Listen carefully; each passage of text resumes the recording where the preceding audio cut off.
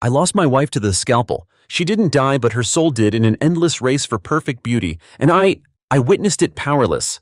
Hey there today, I want to tell you a story, a modern-day tragedy where the illusion of beauty on a phone screen can steal real happiness, even steal a person. This is a story about Arya, the woman I loved more than myself, and about how we lost each other in the labyrinth of perfection. How are you doing? Is work going well these days? I hope you're having a better day than I had all those years ago. I want to tell you, because maybe somewhere out there, there are others drowning in similar illusions, chasing an unreal beauty, only to lose themselves and the most precious things. My story might be a warning, a whispered plea from the bottom of a husband's heart who lost the woman he loved most to an obsession called perfection. It all started with a smile, a glance, and a simple belief in inherent beauty. I met Arya on a windy autumn afternoon on our college campus. She wasn't the kind of woman who would make you immediately turn your head in a noisy crowd. No heavy makeup, no trendy clothes. Arya was simple, her brown hair falling naturally, her big sparkling eyes hidden behind a pair of glasses. But there was something in her smile, an innocent, guileless smile, and the way she gently brushed a stray lock of hair from her forehead when she was flustered, that made me unable to look away. She was like a gentle love song, not loud but powerful enough to stir all my senses. We started dating, and I quickly realized Arya's true beauty lay deep within. She was intelligent, witty, and always looked at life with an optimistic eye. Arya was never completely confident about her appearance. She used to joke with a hint of humor, but also a subtle truth. I'm a flawed demo version of Creation Ken. My nose isn't high, my chin isn't V-line, and I even have a few freckles. I always refuted that, always hugged her tightly and whispered in her ear, "You're beautiful in your own way, Arya. I love your smile. I love the sparkle in your eyes when you talk about what you're passionate about. Those are the eternal beauties." She would giggle, and I thought I had soothed that little insecurity within her. We fell in love, a sincere, selfless love. We got married on a beautiful sunny day, witnessed by family and friends. I still vividly remember the moment Arya walked down the aisle in her pristine white wedding dress, her smile radiant like the morning sun. She was everything I dreamed of. A life partner, a soulmate, a woman who wasn't perfect, but was perfect in my eyes. The first years of our marriage passed smoothly and happily. We built our home together, sharing every joy and sorrow. Arya was a wonderful wife, always taking thoughtful care of me, always listening and understanding. Life had its challenges, but as long as Arya was by my side, I felt peaceful and complete. I believed our love was strong enough to overcome any storms, any trials. Then our first son was born, a tiny angel with eyes just like Arya's. His birth was an immeasurable joy, but it was also the beginning of unexpected changes in Arya's life.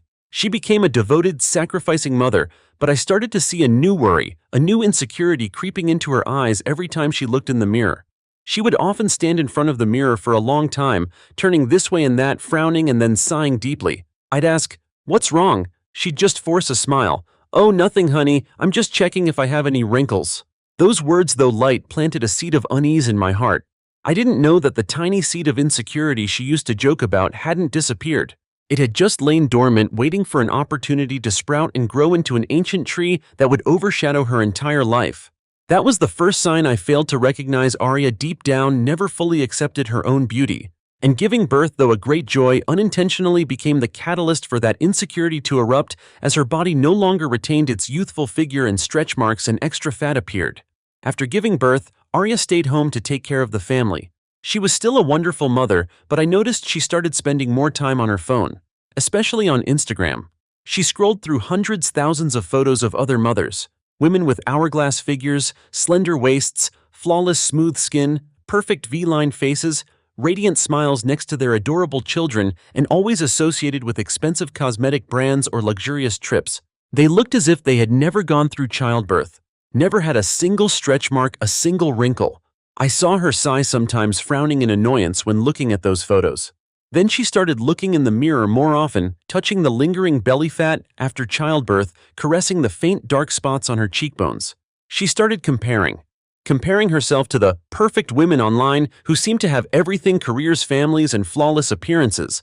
Comparing herself to her own past, to the image of the slim, flawless girl before pregnancy.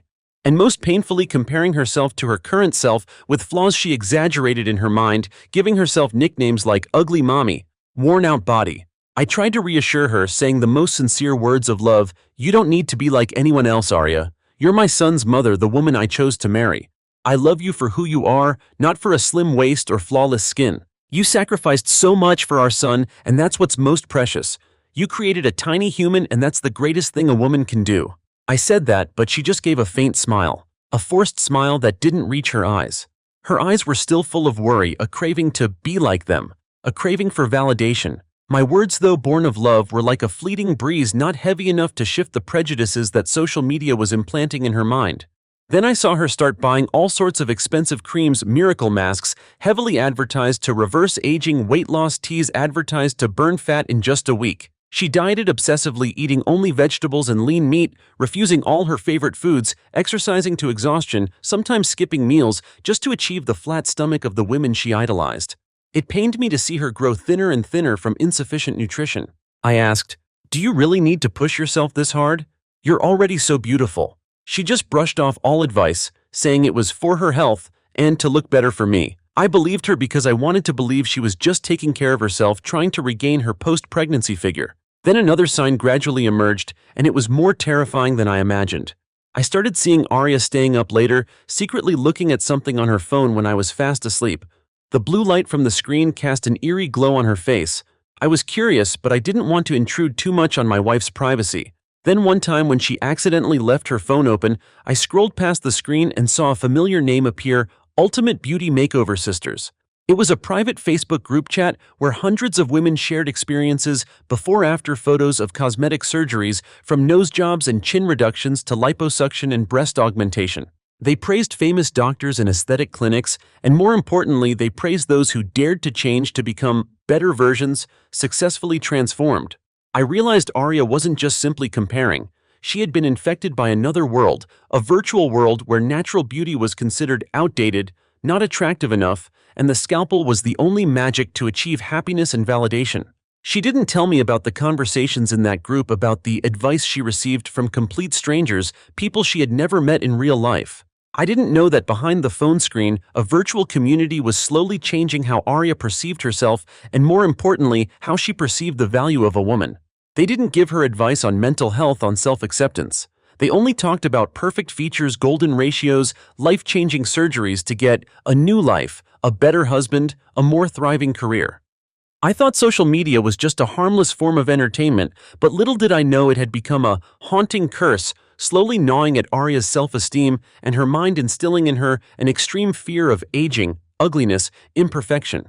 One evening after our son was fast asleep, Arya sat down next to me on the sofa. She seemed tense, constantly fiddling with her clothes, her eyes darting nervously at me.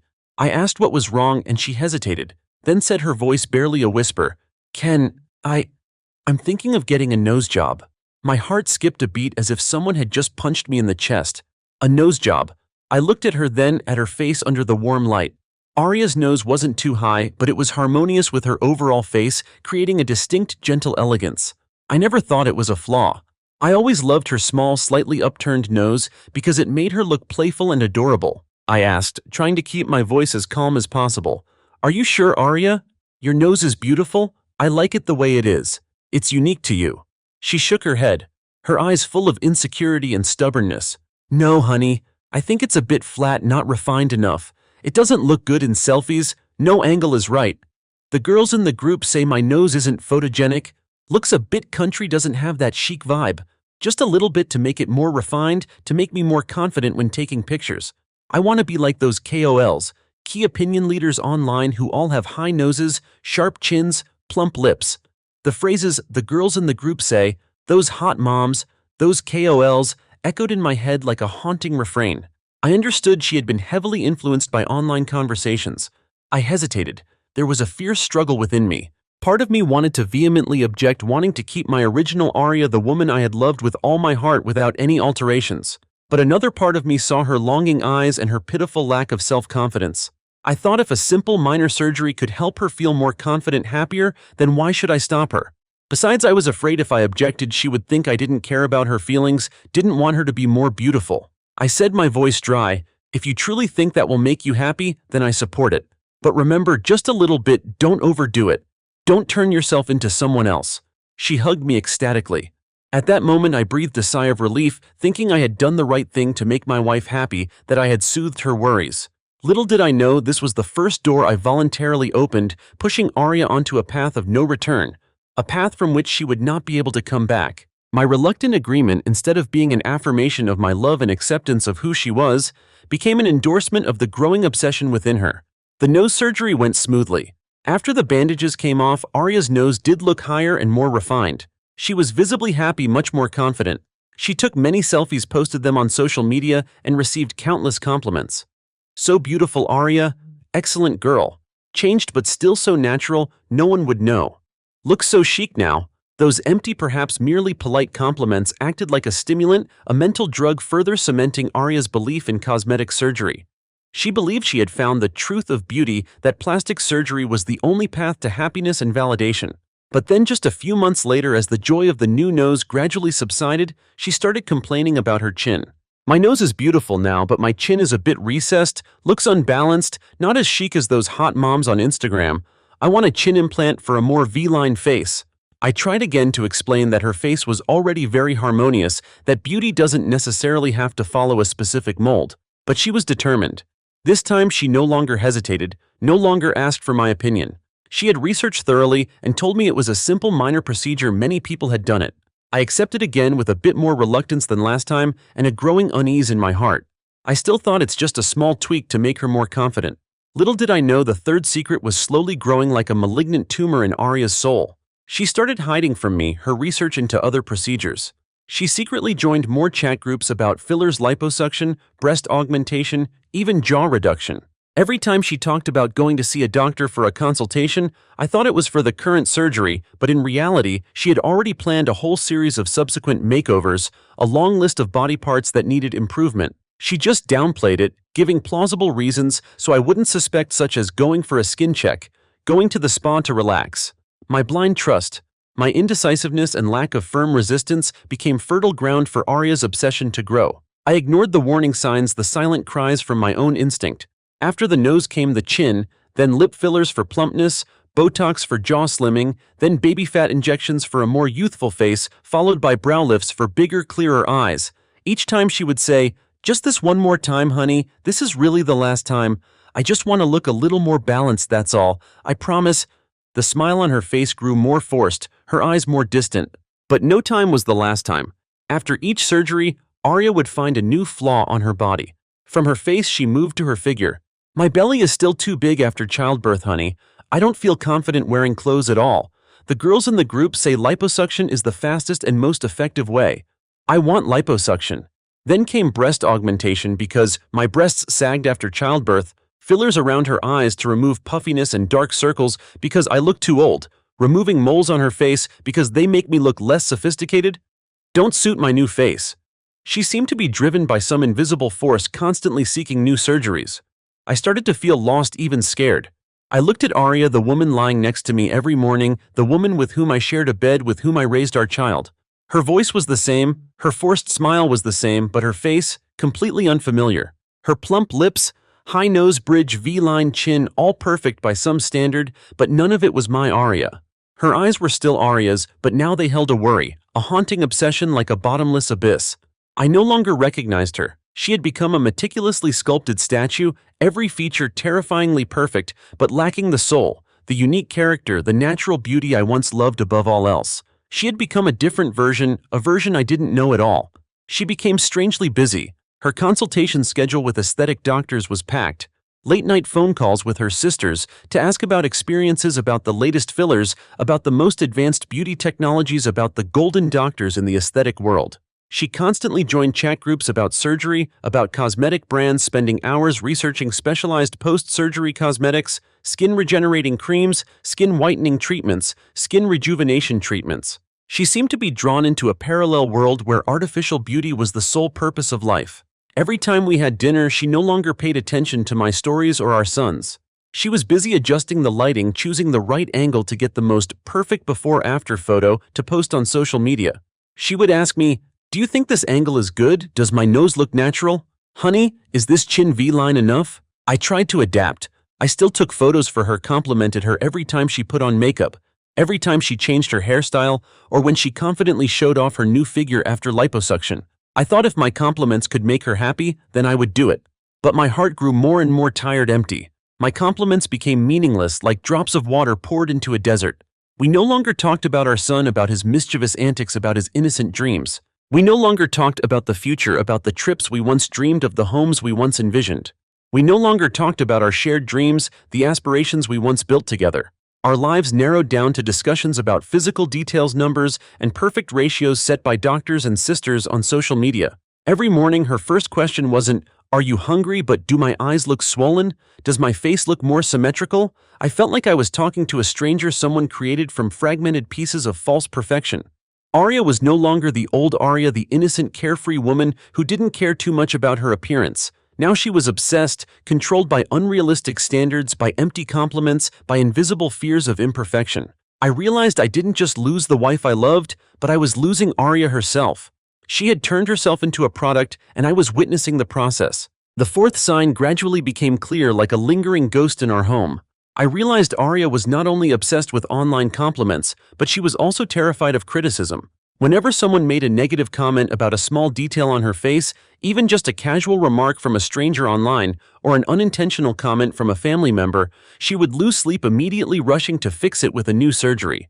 Once a relative accidentally said, "Arya looks so different lately, not like before, huh?" She came home crying hysterically all night and immediately sought out a doctor for a makeover, believing she had been exposed wasn't natural enough. She no longer lived for herself, but for the glances, the judgments from the virtual world, from strangers.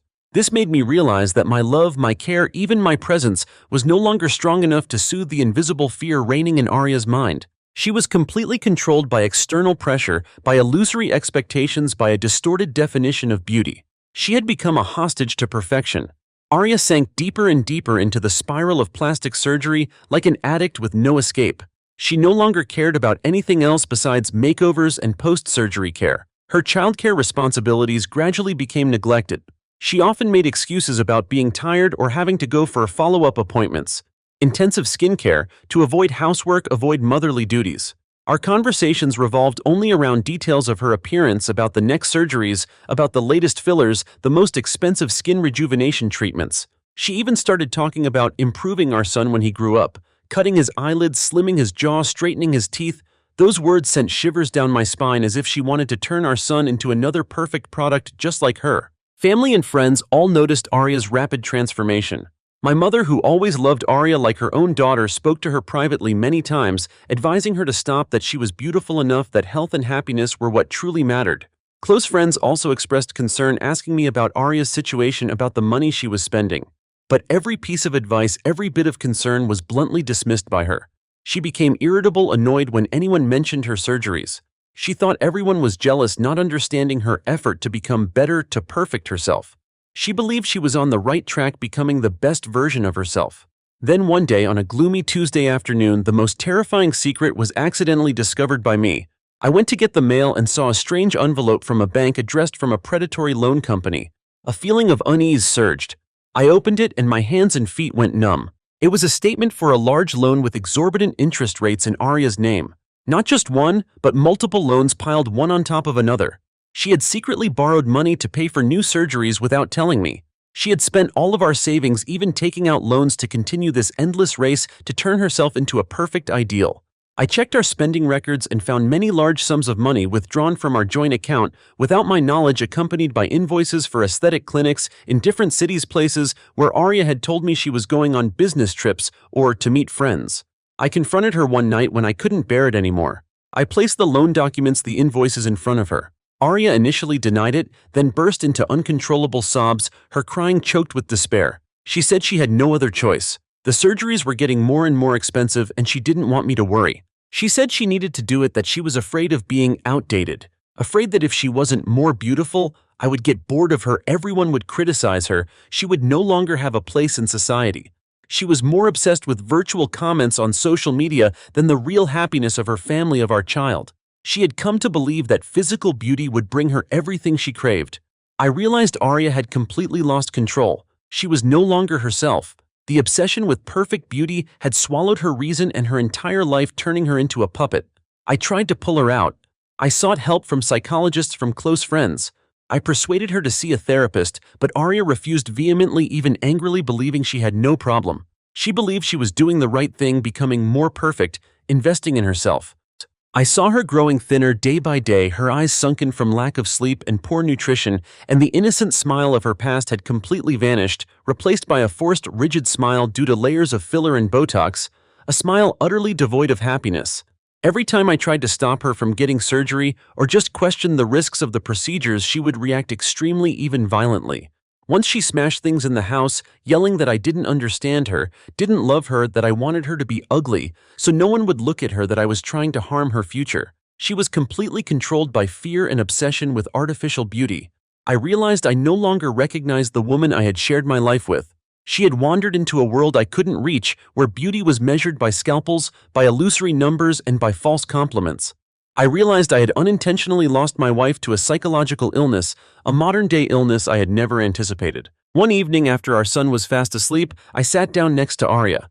The house was eerily silent, only the sound of wind whistling through the window. I looked at her, her face under the warm light looking so unfamiliar, like a beautifully sculpted but soulless statue.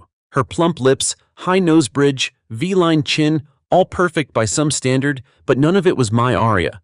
I took a deep breath and asked, my voice so soft it was almost a whisper lost in the stillness. Arya, what are you chasing? What are you looking for that you can't find within yourself? She looked at me, her eyes sunken from exhaustion and obsession. Then she burst into tears, sobbing uncontrollably. Her crying was no longer silent tears, but gasping, trembling sobs tearing through the quiet of the room and tearing my heart into pieces. I don't know anymore, Ken, she said, her voice broken, full of despair. I just know, if I'm not prettier, not younger, not perfect like everyone else on social media, you'll get tired of me. Everyone will criticize me, I'll disappear, I'll be forgotten. I feel like I'm vanishing if I don't constantly change to become perfect, to be validated. I hugged her, my arms tightened, but I felt an emptiness between us. Inside me, shattered. Not because she was wrong, but because I realized a painful, harsh truth. I had unintentionally contributed to her fear. I wasn't strong enough to say no from the beginning when she first mentioned the nose job. I was too lenient, too believing that a little bit wouldn't hurt. I wasn't patient enough to pull her out of the quicksand of insecurity as she sank deeper and deeper. And most importantly, I couldn't make her believe in her true value, in the beauty I once saw in her. I wasn't a strong enough anchor for her to trust herself, for her to see that she was already good enough, beautiful enough. I couldn't keep someone who no longer saw herself in the mirror, couldn't keep someone who had voluntarily turned herself into a soulless statue just to chase a perfect ideal created by virtual society. I loved Arya, but my love wasn't strong enough to pull her out of the abyss she was sinking into. It wasn't me who left her, she initiated the departure. A few weeks after that conversation, she said she needed space to find herself, the real woman beneath the sculpted skin. She said she needed to find her own path, free from anyone's influence, including mine. She needed time to confront what she had done, what she had become, to decide for herself which path she wanted to take. I didn't try to hold her back, because I understood she was no longer the person I once knew, and I was no longer the person she needed by her side to continue that haunting journey. Holding on would only prolong the pain for both of us. She needed to find her own way, needed to realize for herself that true beauty doesn't lie in the scalpel, but in the soul, in self-acceptance. I knew it would be a long and difficult journey, and I couldn't walk it for her. We parted in silence. No accusations, no angry tears. Just each of us went our separate ways, carrying a piece of each other, distorted by wounds but not completely vanished. A part of my soul died with the old Arya. A part of Arya's self was lost in the endless race with the scalpel. The pain wasn't a noisy breakup or ear-splitting arguments. The pain was losing a person right there in my own marriage, right there in my own bed, right there in my own home. I didn't lose my wife because she was ugly, but because she no longer saw the beauty she once possessed, no longer believed in her true worth. She was caught in an endless spiral where beauty was an unattainable destination, where happiness was measured by external perfection. And the saddest thing is that I couldn't make her believe that, couldn't pull her out of the abyss of illusion. I blamed myself so much. I wasn't strong enough, not understanding enough to save her from herself, from the trap of perfection she created. This is the most painful secret I face every night. My indifference and indecisiveness, though unintentional, were unwittingly the catalyst for this tragedy, the path that led Arya to the scalpel and then lost her forever. If you're hearing this, and you feel like you're not beautiful enough, not thin enough, not young enough, if you're spending hours scrolling through perfect photos on social media and feeling insecure about yourself, if you're dreaming of a better version of yourself through surgery or miraculous cosmetic products, I want to whisper to you with all the sincerity and pain of someone who has lived through this tragedy, you are worthy of love, not because you look like someone else, not because you have a high nose bridge, a V-line chin, or flawless skin. You are worthy of love for being yourself with all that you are. The wrinkles of time, the stretch marks of sacrifice, the imperfect features that create your unique charm. True beauty doesn't lie in the scalpel. It doesn't lie in the meaningless standards set by social media, the fake compliments from strangers. It lies in your soul, in your genuine smile, in the sparkle in your eyes when you live true to your passions and the scars that life has etched in the stories you carry. That is eternal beauty, never outdated, never needing a makeover. I lost my wife not because she was ugly, but because she no longer saw the beauty she once had, no longer believed in her true worth. She was caught in an endless spiral where beauty was an unattainable destination, where happiness was measured by external perfection, where each surgery was just another step leading to deeper insecurity. And the saddest thing is that I couldn't make her believe that, couldn't pull her out of the abyss of illusion, out of the invisible shackles named perfection. Don't let the illusory standards and fake compliments on social media control your life. Don't chase a perfect ideal you can never reach only to lose yourself and lose the people who truly love you. Take the time to love yourself, to accept your flaws, because those very flaws make you unique, make you charming. Find happiness from within, from the peace of your soul, not from sculpted skin, not from superficial praise. Be true to yourself. Love yourself. That's the most enduring beauty, the most precious asset that no scalpel can ever give or take away.